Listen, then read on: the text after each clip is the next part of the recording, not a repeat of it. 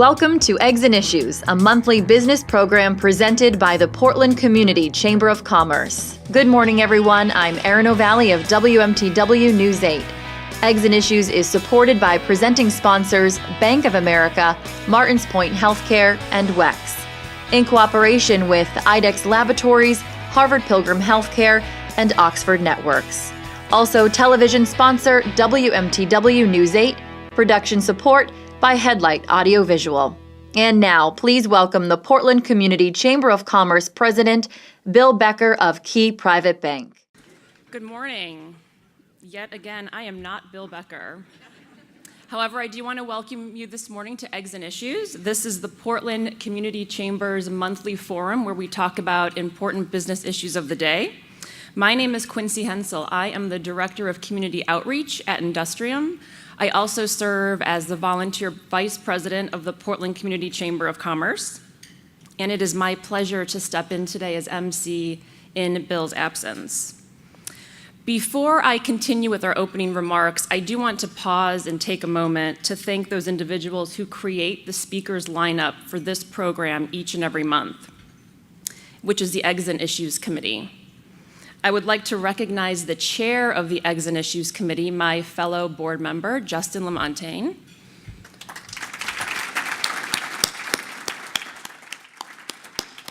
Justin, thank you so much for your dedication to this program and for your leadership.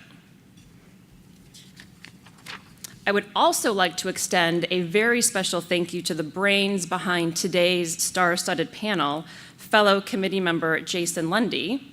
Jason, please stand. Jason has done an extraordinary job on today's presentation. He's been working on the concept behind this panel discussion for months and really had to go through extraordinary lengths to pull together the four individuals who will be with us this morning. So thank you so much, Jason, for making this possible. I suppose I should have waited till after the panel to thank you for it, but I'm assuming it's going to go off without a hitch. Now I would like to offer a few words about our sponsors who make our program possible each and every month. Please hold your applause until I've had the chance to mention all of them. Presenting sponsors are Bank of America, Martins Point Healthcare, and WEX. Cooperating sponsors are Harvard Pilgrim Healthcare, IDEX, and Oxford Networks. Reception sponsors, Clark Insurance and KeyBank. Parking sponsor, Allen Signs with Impact.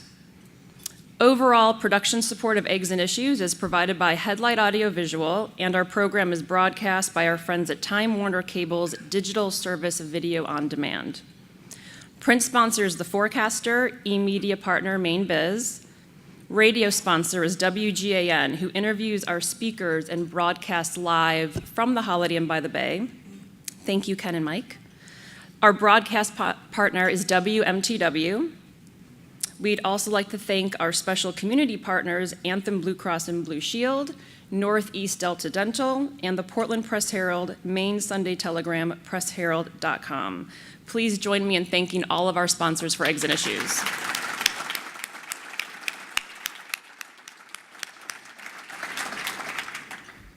Our Tomorrow's Leaders and Entrepreneurs program allows area high school and Southern Maine Community College students and faculty to attend Eggs and Issues during the academic year. We'd like to thank our sponsors, AAA Northern New England and Springboard and Staffing, for their support of this program. And with us today, we have students from Casco Bay and Greeley High School, as well as Southern Maine Community College and the University of Southern Maine. If you would please stand and be recognized.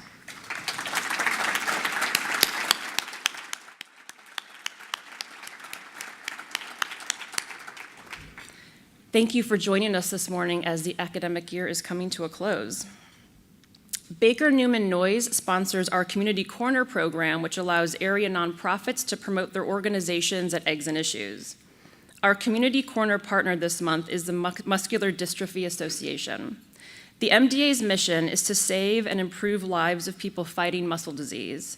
They fund research to find treatments and cures, support and empower families, and rally communities by aligning with supporters who care.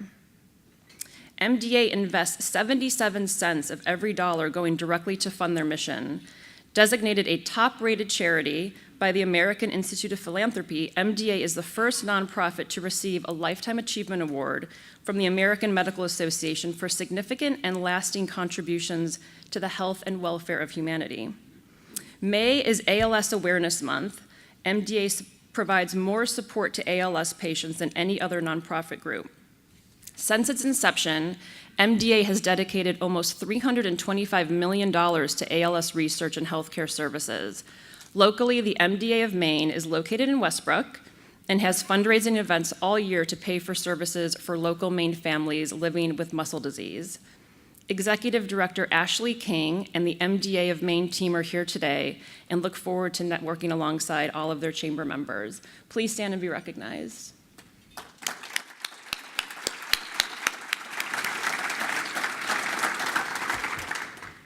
Thank you for being here with us this morning. Now we want to take the time to recognize any new chamber members who are with us this morning. Would new members please stand and be recognized?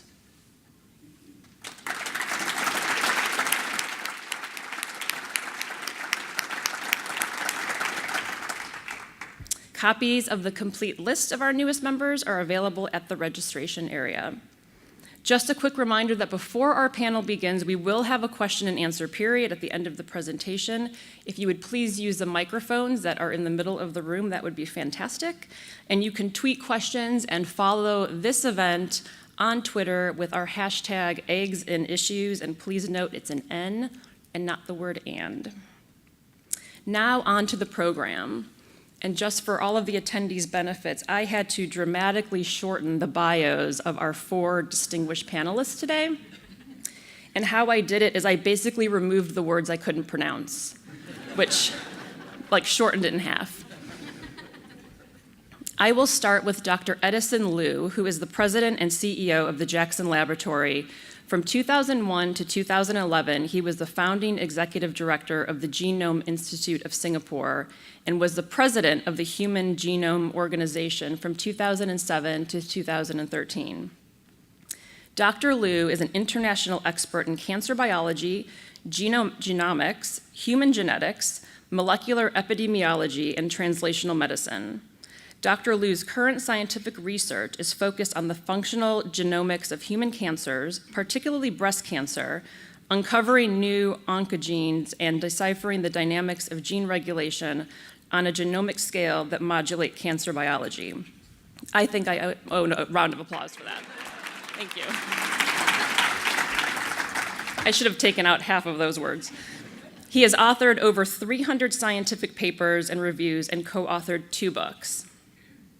Dr. Kevin Strange became the MDI Biological Laboratory's first president in July of 2009 after a distinguished career as an NIH-funded biomedical scientist and leader at Harvard Medical School and Vanderbilt University School of Medicine. He began his tenure by refocusing the institution's research program and recruiting a new generation of multidisciplinary scientists to understand the genetic mechanisms of tissue repair, regeneration, and aging. Only 3 years after establishing this new research focus, the MDI Biological Laboratory was recognized by the National Institutes of Health as a center of biomedical research excellence in regenerative and aging biology and medicine. Dr. Strange is building the MDI Biological Laboratory into a pioneering 21st century biomedical research and development institution. Dr. Strange was named in 2013 as one of 10 Maine innovative business people who hold tremendous promise for the state and its future economy. Dr. Graham Shimmield is the executive director and president of the Bigelow Laboratory for Ocean Sciences. His particular interest is in marine geochemistry, which includes the fundamental studies of geochemical processes operating in ancient oceans through identifying indicators of ocean and climate change, the biogeochemical cycling of modern oceans using naturally occurring radioisotopes, and examining human impacts and contamination in coastal and deep seas. Previously, Dr. Shimmield was the combined director of Scottish Association of Marine Science and the NERC-funded institute. He helped create the new University of the Highlands and Islands, chairing the research program. In November of 2011, Graham was named the Maine Biz as one of 10 Nexters, helping to shape the future of Maine's economy. In December of 2014, Graham was the recipient of the Society for Underwater Technology President's Award in recognition of his contributions to oceanography.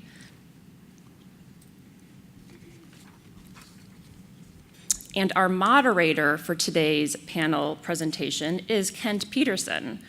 Kent serves as president and CEO of Fluid Imaging Technologies, Inc. in Scarborough. Fluid Imaging Technologies manufactures the FlowCam, which is a proprietary instrument for analyzing microscopic particles and cells. Applications include oceanogeographic research, biofuels, biopharmaceutical formulations, process water management, and oil and gas markets. They have sold over 500 FlowCams in over 45 countries. Mr. Peterson has served on a number of boards and is active in community affairs. He has also been named Maine Biz Business Leader of the Year. Fluid Imaging Technologies awards and recognitions include the Governor's Award for Business Excellence, the SBA New England Exporter of the Year Award, and the Portland Regional Chamber's Robert R. Masterson Award. Mr. Peterson is an honors graduate from Boston University's Graduate School of Management and a member of the American Mensa Society. At this point, I would like to ask all of our panelists and our moderator to please come up on stage.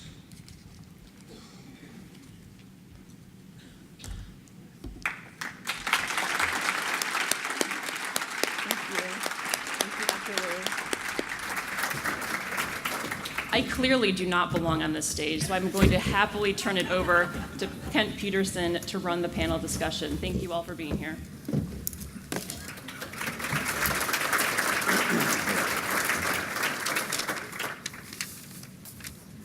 Good morning, ladies and gentlemen. My name is Kent Peterson, and I'm the CEO of Fluid Imaging Technologies based in Scarborough. As Quincy mentioned, I have the pleasure of acting as moderator for this morning's discussion on the state of R&D in Maine.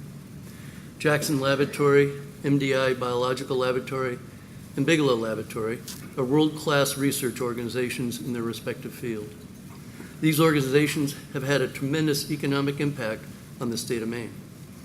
In aggregate, these organizations have combined annual operating budgets of nearly $300 million, have attracted nearly $450 million in federal and state funding in the last 5 years, and created nearly 400 new jobs in the last decade. Further, through partnerships with private, public, community colleges, and local high schools, these organizations are helping to train and develop a workforce in Maine that will be able to take advantage of the high-paying 21st century jobs. In fact, Maine Technology Institute's Patel's study in 2014 confirms Maine's biotech cluster average wage of $68,313 is nearly 80% higher than the state's average annual wage. This morning we'll discuss a number of topics related to the state of R&D in Maine. Before we get started, I wanted to give each panelist an opportunity to provide an overview of their organization. Dr. Shimmield, would you like to begin? Thank you, Kent. Good morning, ladies and gentlemen. Well, Bigelow Laboratory studies 70% of the world's surface area. That's the amount of the planet that's covered by the oceans. And the vast majority is black, darkness, inaccessible. But it's full of life. It's full of microscopic life, from viruses through bacteria to different types of plankton. And our mission at the Bigelow Laboratory, it's a non-profit independent research institution, is to understand the role of those smallest organisms. And they play a really big role in the way the planet works, from climate systems through the cycling of major elements and compounds that are necessary to life, and as a base of the food chain from which humans and a lot of our agricultural systems are derived. So our task is really to bring some of the best minds, nationally and internationally, to bear on the future of the oceans and how we can use that knowledge to better improve bioengineering applications, pharmaceutical applications, energy applications, and food supply. We're supported primarily by the National Science Foundation, as well as the National Atmospheric and Space Administration and the Oceanographic and Atmosphere Administration. So federal funding is clearly important. But we would not be able to progress that work without the support of people in the state of Maine. We're going to talk more about that in the Q&A session. And also from many individuals who really believe that some of the future for the planet lies in the ocean. So we're very proud to be able to do that from Maine, working independently and working very closely with community leaders, education, and business partners. Thanks, Ken. Thank you. Dr. Liu?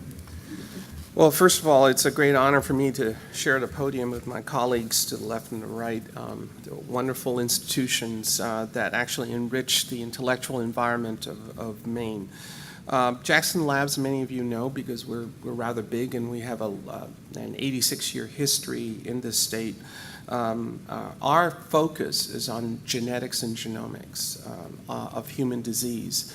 And that is to understand the genetic components of each disease and how all the genes in your genome, 3 billion little base pairs, actually contribute to your susceptibility or the etiology or the cause of the disease itself. But because of the complexity of this genome, we have to have model systems. And Dr. Strange works on many model systems as well. Ours is really focused on the mouse and also on a human. And the separation of mouse and human is actually not very far from each other in evolutionary basis.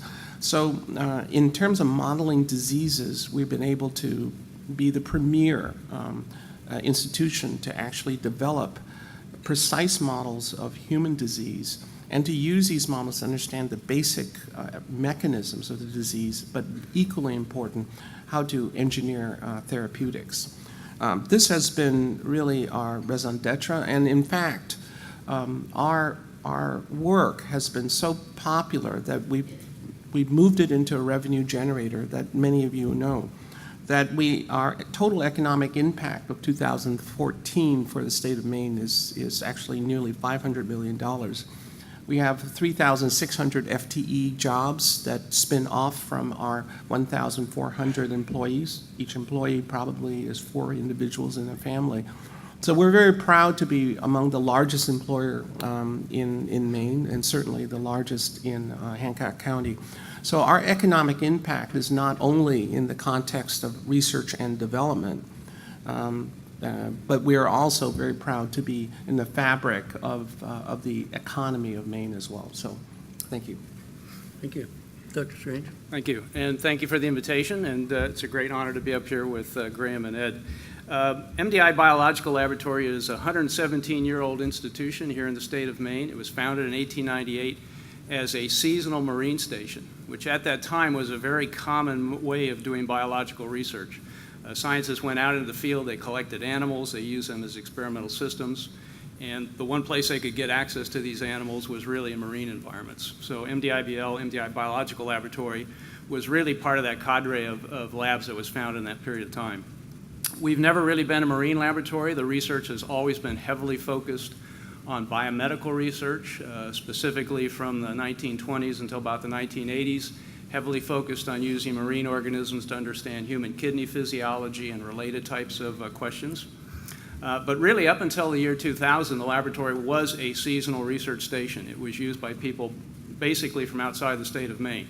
It was open from May through September. There were 10 employees there.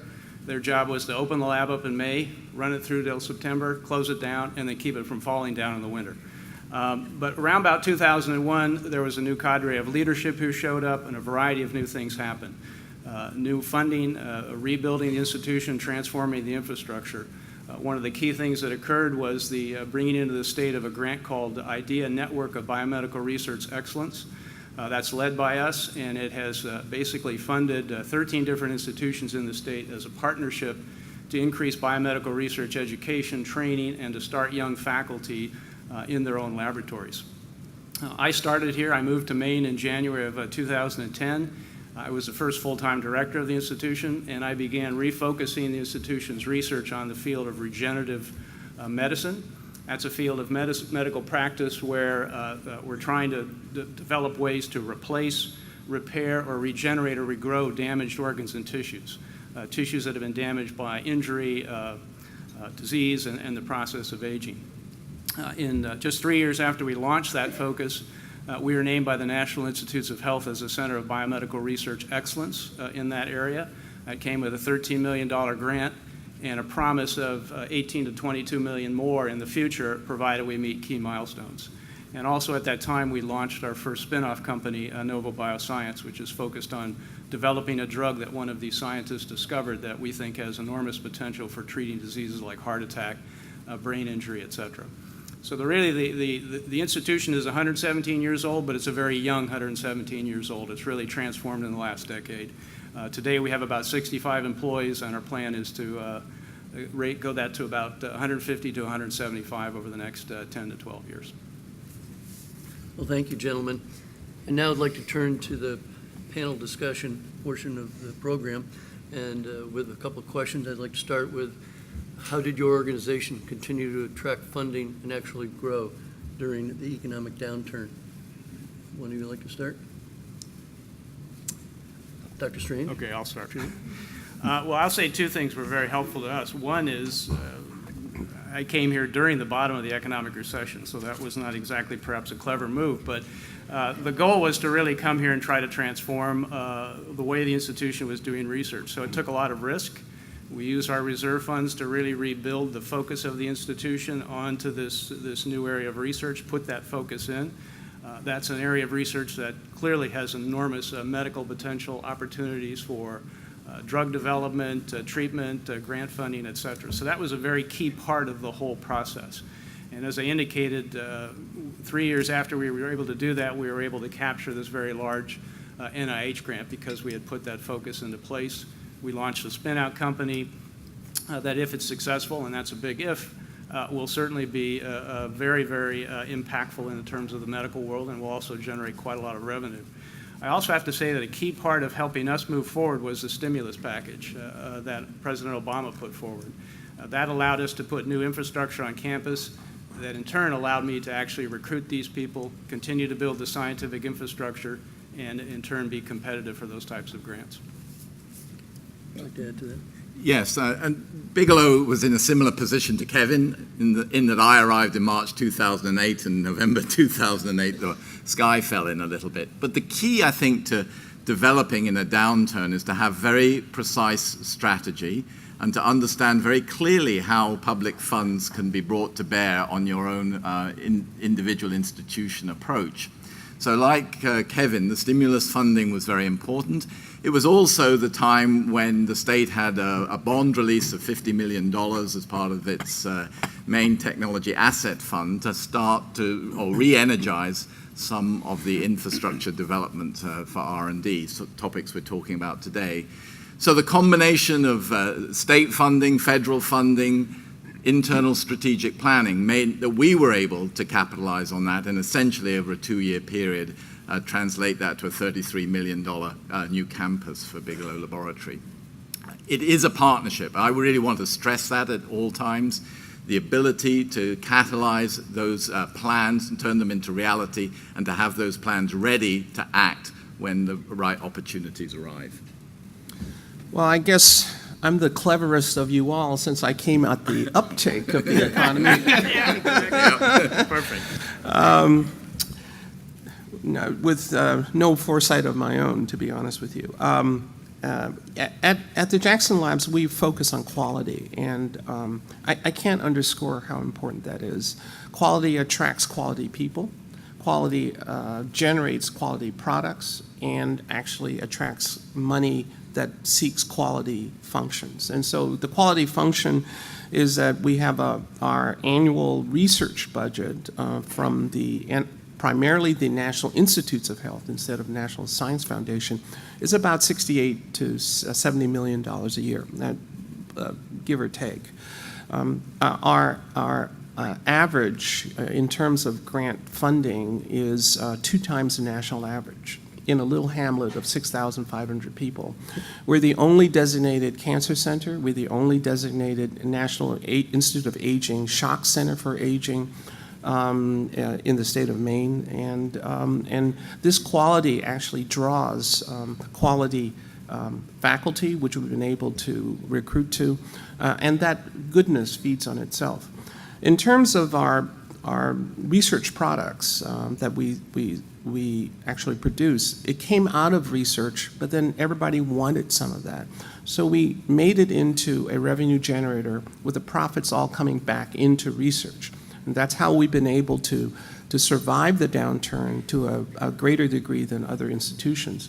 And we've actually taken advantage of that strength to hire quality individuals when many other institutions are having significant problems. For a while, even now, it's really a buyer's market in terms of intellectual capital. So perhaps I come back to the only word that we really adhere to, and that is equality. Thank you. I'd like to move on to another question. If you could talk to why your respective organization is important to the Maine economy. Would you like to start? Sure. I think Maine is a maritime state. When we look out of our windows along the coast of Maine, we recognize a huge tradition of Maine's economy based around the oceans. But we don't really understand how to do that maybe in the 21st century. We can no longer just think of it as an opportunity for extractive produce. We need to be a bit more sophisticated than that. So I think what Bigelow Laboratory is offering, along with collaborations with other institutions in the state, is to really transform the way we look at the oceans in terms of sustainability, renewable products, new opportunities, whether it's in the pharmaceutical or the nutraceutical market, and also as part of our education. I also want to come back to the point about the next generation and how institutions like ours can be a training center for that next generation, and how, with that sort of experiential learning of research and education closely coupled together with the quality of life that's in Maine, you can really make a difference. I think that the specific objective of Bigelow Laboratory is to really aim at new ways of bringing together federal funding, state funding, and private funding in order to address some of the big questions and opportunities that come from the ocean. And I think we're in a good track to do that. Well, perhaps the Jackson Labs, perhaps I would say participates in multiple axes of economic development in Maine. One of which is that we're part of this veterinary axis. IDEX is huge. It's huge in the world, and it's based in Maine. Well, we're in a large part on Bar Harbor campus is a veterinary product, a veterinary process, veterinary sciences, but you wouldn't call it veterinary sciences because it's not livestock or otherwise, or pets. It's actually for the to model human disease and understand the cause of human disease. So the second axis is with my colleagues here, the high-end R&D, which is a little harder to plant down in an economy. But I think that there are seeds of goodness that are happening. Much of it I see here in Portland. It doesn't have to be biological because much of our work nowadays in genomics is computational. And I can see that IT can grow significantly in Portland, primarily because of two things. Lifestyle. Lifestyle really means something, but not in an isolated format. That connectivity to Boston, we all came here to have food last night here. There was some really good reasons to live here, I think is an advantage. The third axis is that we're not just an ivory tower area. Of our 1,400 employees, only about 450 are really academic. The remainder are our mouse husbandry individuals, our mouse room individuals, high school educated individuals. And these are good jobs with benefits. And in fact, speaking of the education, we all participate in that. But one of the proudest moments I have was walking into an intern program that was sponsored by our administrative staff. These are kids who are coming for accounting, for business operations and what have you. And here's the key. The very interesting thing is that they're being taught how high tech runs. And so when a high-tech firm comes in here, they don't have to retrain an accountant to understand the nuances of technology and the grant systems and what have you that you have. This is very important, I think, for the state. Well, I'll focus on two things. One is this grant that I mentioned early on. It's a grant from the National Institutes of Health called the IDEA Network of Biomedical Research Excellence. That's a grant that we brought into the state in 2001. It's been successfully refunded competitively. It's a very competitive grant 4 times. It's brought about $68 million into the state. But more importantly, that grant actually partners 13 different institutions, all the way from Fort Kent up in the very far north to down here in the south, University of Southern Maine, University of Maine Community College, Bates, Bowdoin, Colby, 6 UMaine campuses, Jax, College of Atlantic, et cetera.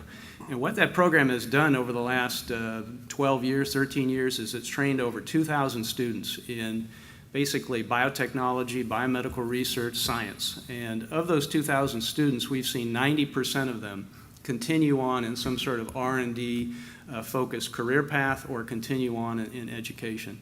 So that program itself has had an enormous impact in education. It's helped launch the laboratories of junior faculty in all these institutions. It's brought an enormous amount of scientific infrastructure into the state, certainly for my institution, but we parse out about half that money to these other 11 institutions, 12 institutions. So that's had a huge direct impact per se. Even helped bring high-speed internet connectivity into the state. So it's been an enormous impact. The other thing that I would just like to say that one of the things that appealed me to come to Maine after having a career in big academia and come to this small institution was to change a culture. Instead of a culture focused on output primarily, publishing papers, et cetera, I wanted to create a very entrepreneurial culture where we're doing discovery, but we're also focused on taking that discovery and translating it into new cures, new applications wherever we could. And that's very easy to do in a small institution with very little bureaucracy. And I've been very happy that we've been able to do that. So we've really tried to create this entrepreneurial culture. We've partnered with Bigelow Labs, Foundation for Blood Research, in forming a small group that's really trying to stimulate this kind of activity in the state. Thank you. The next topic revolves around the issue of Maine is not considered an R&D state. So why bother? I have to go first? Yeah, your turn. I can get on my bully pulpit here for sure. You know, R&D is what drives innovation, and innovation is what drives economies. You know, you could say the same thing about North Carolina. 30, 40 years ago, it was not an R&D state. But the legislature, the government, and proponents said, we're going to invest in this, we're going to invest in it consistently, and we're going to make this state an R&D state. And they created the Research Triangle, which is the envy, quite frankly, of biotech centers all over the world. It's clearly one of the top ones in the state. They're now doing that in other parts of the state that have become economically depressed. Greensboro, for example, an old tobacco town. So they're really reinvesting in that because from that R&D activity, all sorts of innovation come out, whether it's in information technology, pharmaceutical development, new tools for ocean research, et cetera. That's what drives innovation. But more importantly, it creates a culture. You know, Silicon Valley isn't a place, it's a culture. And that kind of culture is what drives innovation and drives economies. I think we're in a totally new economic environment. It used to be from the ground, you grow things or extract. Then it became manufacturing, big plants, close to water, close to energy sources, and now it's all about ideas. It's the knowledge economy, which means it's highly fungible. I mean, you can be anywhere in the world, and you can actually, with wide bandwidth, ship your information anywhere in the world. So this idea that Maine is remote, you should just banish the thought. What is really more important is lifestyle and ecosystem. And San Francisco, I grew up in San Francisco. It was not the intellectual hotbed. And people went there because of lifestyle. And you aggregated talent that can then export. It's same with San Diego. There's a bunch of beach bums there for a while. But it is now the hot center for biotech because the ecosystem was built around quality lifestyle for people who are entrepreneurs, who are very smart, and who are movable to Maine. So I think that rather than to say, why bother, I say, you don't have a choice, ladies and gentlemen.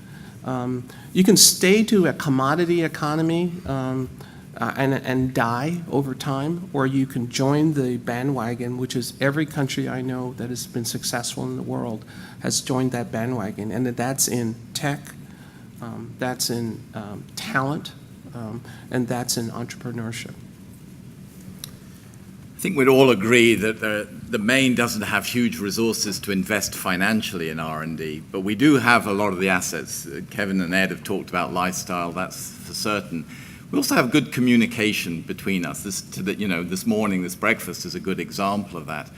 But, to really harness that, both the sort of researchers and the industries that could use the knowledge economy really must sort of join forces a little better to find the strategy that really puts a Maine-centric view on adding to knowledge economy and putting the appropriate fiscal and planning and strategic sort of framework behind that. I think right now we're seeing that happening. We're recognizing the power of consortia, of working together, reaching out, engaging, breaking down some of the barriers of the traditional stereotyping. And we're pretty good at doing that in Maine because I think we like to think of ourselves as independent thinkers and also having the ability to communicate well. So I'm really optimistic that, just as Ed has said, we are in a different phase right now. Even in the 7 years that I've been here in Maine, I've seen that transition taking place. I think what we really need to do is to embrace the new part of the 21st century where the R and the D and the application all join together seamlessly. And we seek to define reinvestment mechanisms that all the institutions can benefit from. We cannot have simple sort of transactional, aggregated funding with little outcome other than a scientific paper. Those days have gone now. Thank you. Can I add one more thing? I spent 10 years, as you can tell in my accent, I'm not Singaporean, I'm actually American. But I spent 10 years running the national program in genomics in Singapore. And when I came to Mount Desert Island, I said, this is easy. It's a small island with extreme temperatures on either side, because Singapore is in the tropics. But in reality, there are some parallels in that Singapore started as a country with 1.5 million people. Okay, it's now 5 million, with 25–30% being foreigners. It is the highest per capita income in all of Asia. It's a major finance and manufacturing hub. It didn't do so just sitting on its hams. It went out and sought business. It made an ecosystem that didn't exist. So planning and, quite frankly, government intervention that is intelligent was absolutely essential for converting a third world country into a first world leader. I don't see any reason why Maine can't do that. It has even better assets than a little place like Singapore. Thank you for adding that. Another question, how does funding from bonds approved last November impact your organizations? And what is the benefit to our state in terms of job growth, attracting out-of-state talent, developing startup businesses, or spin-outs? If I could start with that. Please. First of all, California 12 years ago, put $3 billion in regenerative medicine. Texas put $3 billion in cancer only, and that's their state's investment in R&D. I think it's really important for states to put a stake on the ground because the federal government is receding in its support of research and development. I can tell you that the bond issue that we have is going to be huge because it allows us, all of us, to have an alternative source of funds for us to affect our vision. As you heard here, not just academic excellence, but to extract from that academic excellence economic and entrepreneurial activity. It really is extraordinarily important. Thank you. Yeah, I'll speak to that too. Again, I think investment by the state is critical. It has to happen if this state wants to grow its economy, its innovation economy. For us specifically, it was absolutely a linchpin in our ability to continue to grow the institution. Once we received this large NIH grant, this COBRE grant, it requires me to continue to build the institution. It requires me to continue to recruit people there. And in fact, our ability to renew that grant competitively will be dependent upon how successful I've been at doing that. We're small, we're limited with space. And what I needed was additional lab space. The most economic way I could make lab space was to create a new research space using our existing training laboratory. Now the problem was that training laboratory supports this large INBRI program. So I also needed the training laboratory. So what the bond is really going to allow us to do is it's going to allow us to convert that existing training lab into research space for new faculty recruitment. We've already just recruited a new person. And it's going to allow us to build a new training lab, actually a much greatly expanded training lab, which will allow us to continue that INBRI program and continue to grow our education programs at the laboratory. Well, Bigelow Laboratory hugely changed with the 2009 bond, the Main Technology Asset Fund. That really catalyzed our new opportunity to completely redevelop the institution in many of the similar ways that Kevin is doing. I just wanted to come back to one point about bonds. I don't think it's a one-way street. I think we need to also look at the mechanisms by which the return on investment, the public investment that is made in institutions like ours actually takes place. And certainly all of us at the table and others here in this room are working quite hard to find ways to explain how that return on investment takes place. What are the products that come from that? What is the added leverage, that, say, from federal funds or even international funds? What is the human intellectual capacity that has happened? And how can we make sure that these are just not one-time deals on one specific objective, but actually a part of a longer-term strategy? Because we don't have massive investments to keep going year on year. We have to have a longer-term strategic plan, of which bonds play a really significant role. That's a very good point. Very good, thank you. Another question. How are your organizations connected to a global market, and how can Maine become competitive in a globalized economy? I'd like to start with that one, Kent. As I said in my introduction, I think the oceans unite the planet. So from a Bigelow perspective, Maine being a launch pad for global activity is very central to our mission. I think most of you in the room are aware of the sort of looking north strategy that is currently being developed here in the state. The Maine International Trade Center is certainly spearheading that. And we see enormous opportunities to link across to Europe and to Asia by having a sort of geographic focus of the way in which R&D can take place. Research and academia doesn't really respect international borders. Unfortunately, the financial flows of funding does. But I think through collaborations and particularly sharing of expertise, even the movement of researchers between different nations, and coupling to some of the industry opportunities are really valuable. We also need to brief our elected representatives to make them fully aware of the capacity that's in the state when they go out on the trade missions, and to see the fundamental research, applied research, and the business community as an entity on those trade missions. And I think that way we will really quickly elevate Maine's capability on the international stage. I know it's happening. I'm putting in a plug for more of it. Dr. Luke? Well, JAX survives on our international connections. Our research product, these very highly annotated, curated, and created mice, are 3.2 million a year to 22,000 laboratories in 62 countries. We are the de facto standard for quality research mice in the world. We're being courted by China on a routine basis of starting something in China, which we're not very keen on at this time. But it shows you the demand for quality, back to that word, quality. We have a new campus in Seoul, Korea, because of the quality that we present. It's a multi-million-dollar arrangement with Ewha University, and a $7.5 million grant from the Korean government to set up a disease model for cancer center there. We have in our staff members from all over the world, and this is back to the movement of talent. I mean, the three of us come from very different foreign backgrounds. UK. My last venue was Singapore, and his last venue was Tennessee. Yeah. Absolutely. Right. The national, yes.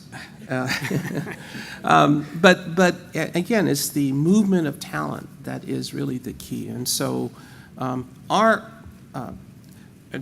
for economic issues, last year we brought in $200 million from outside the state when it comes from grants or from revenues from our sales.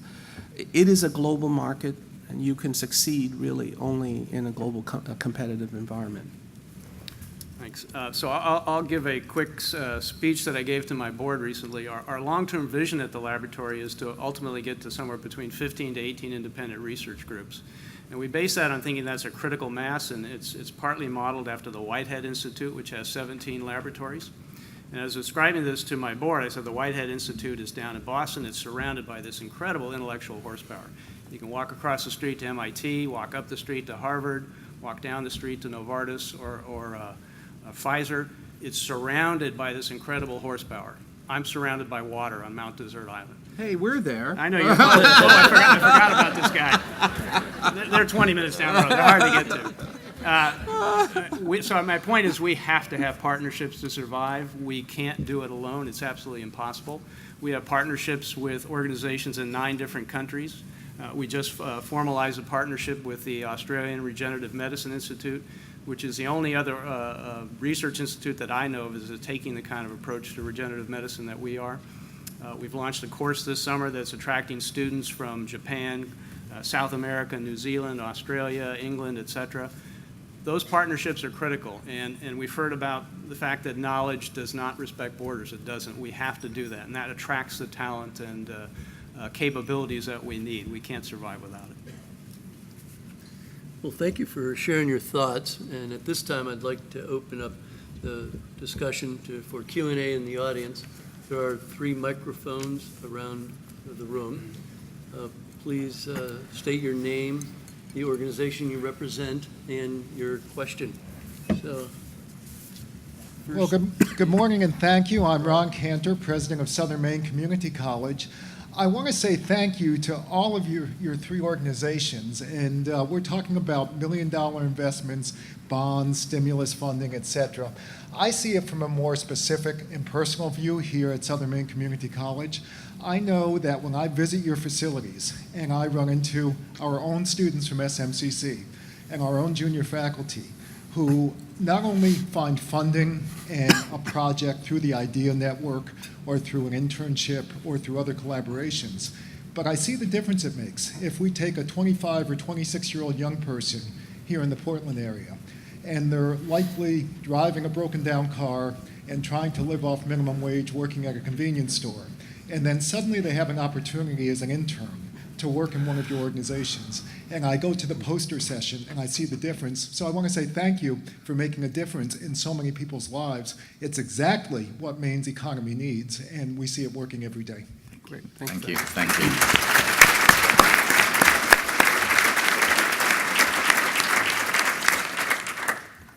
Good morning.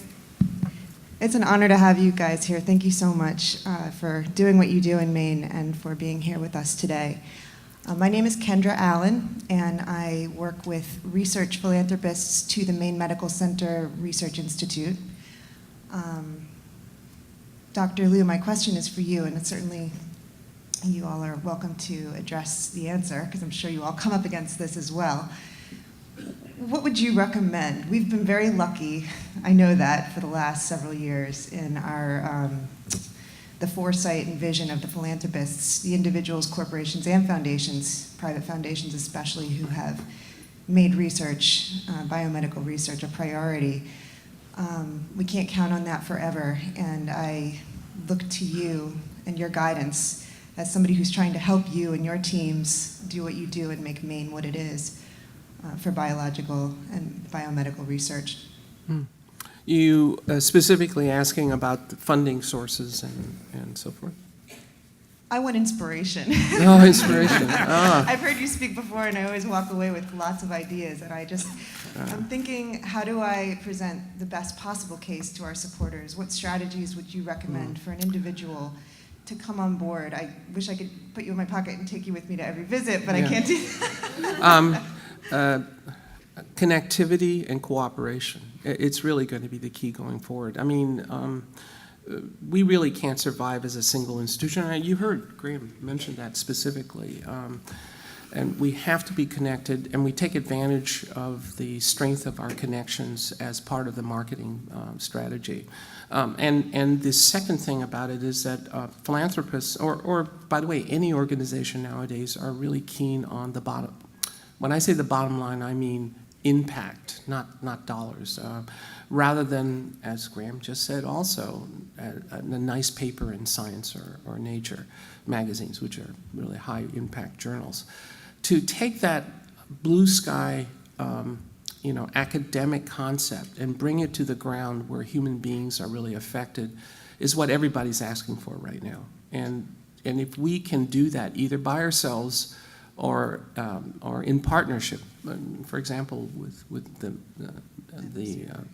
the main hospitals and what have you, which we have connectivities with, it's really going to be very important in the long run. So I'll just second that.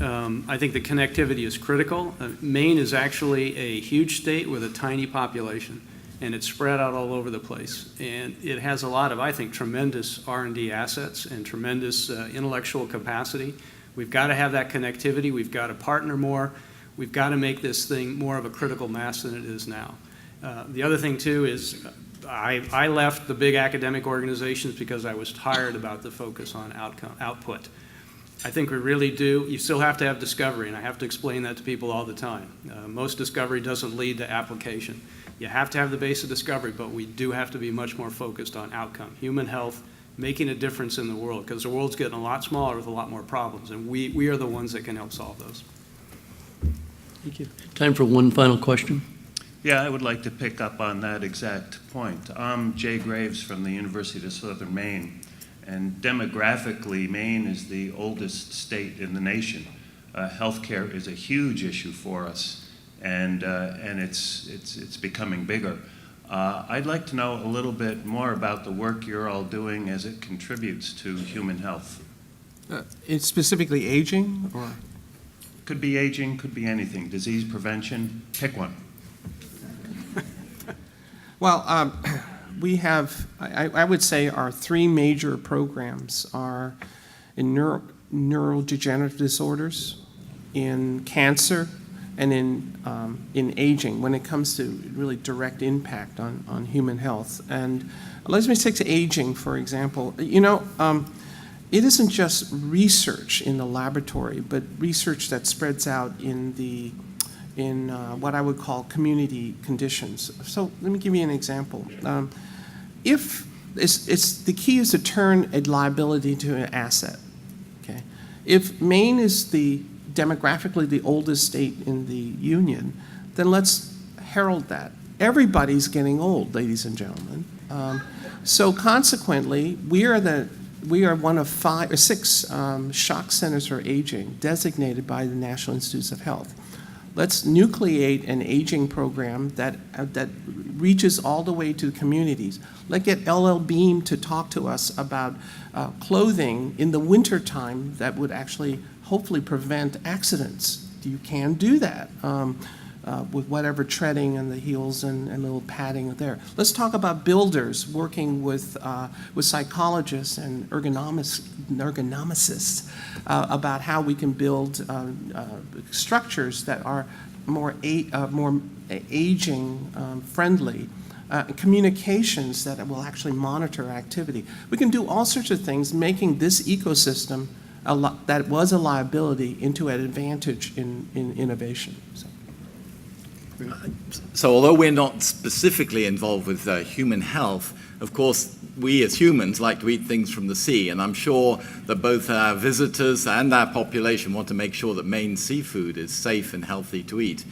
We partnered with the Department of Marine Resources on the shellfish toxin testing program, just to make sure that all the shellfish that we consume or export is safe for human consumption. Our laboratory became the first lab in the nation accredited by the Food and Drug Administration to provide a new test to ensure that shellfish is safe. Incidentally, that test has been used in other parts of the world. This now enables Maine shellfish growers to export to other nations. So there's always an opportunity to bring new scientific technologies to bear on old problems, eating shellfish and staying healthy. So I'll just touch on two things very quickly. I think the IDEA program offers an incredible opportunity in this state for building a program focused on aging and aging-related diseases. We can talk about that more at some other point. I will talk about one specific thing. In 2011, a series of very interesting serendipitous events happened. It was partly serendipity, as I said, but also a chance favoring the prepared minds. But it ended up leading to the discovery of a small molecule that quite dramatically stimulates tissue repair and regeneration in a variety of organisms, including mice, we now know. That molecule had already been shown to be safe for use in humans. And when I looked at that, I felt it would be morally wrong not to continue to pursue the development of that molecule. So we launched a company in 2013, Novo Biosciences, to do that. I assure you, I did not need another job. And it's hard work, but we are so compelled to see if we can get that molecule ultimately into treatments for a variety of disease. Current focuses on musculoskeletal diseases and heart attack.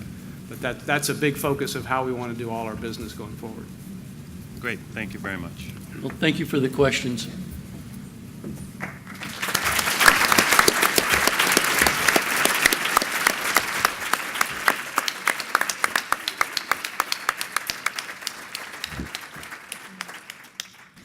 Wow, thank you, Dr. Liu, Dr. Strange, Dr. Shimmield, for being here today and for the fantastic conversation. And also thank you for keeping it at a level that I could understand. There wasn't a lot of Googling going on at my table. Kent, thank you so much for moderating our distinguished panel. I'm so impressed and so proud that we have these three organizations, these influential organizations in our state. So thank you for all that you're doing, all that you're going to continue to do, and thank you for calling Maine home. As a thank you for your participation today, we will be making a donation in your honor to today's Community Corner, the Muscular Dystrophy Association. Some final announcements as we wrap up this morning. You can stay up to date on everything related to the Chamber by connecting via Facebook, LinkedIn, YouTube, and Twitter. Stay tuned to the Chamber's website for video of this morning's Eggs and Issues presentation. And we hope to see you at our last Eggs and Issues for the season, which is taking place on Wednesday, June 10th, when our guest speaker will be Lynn Tillotson, the CEO of the Convention and Visitors Bureau, and Lynn's talk will focus on the economics and the impact of Portland's #1 industry, tourism. So thank you again for being here. Thank you, panelists and moderator, for your time this morning, and everybody enjoy your day and see you next month.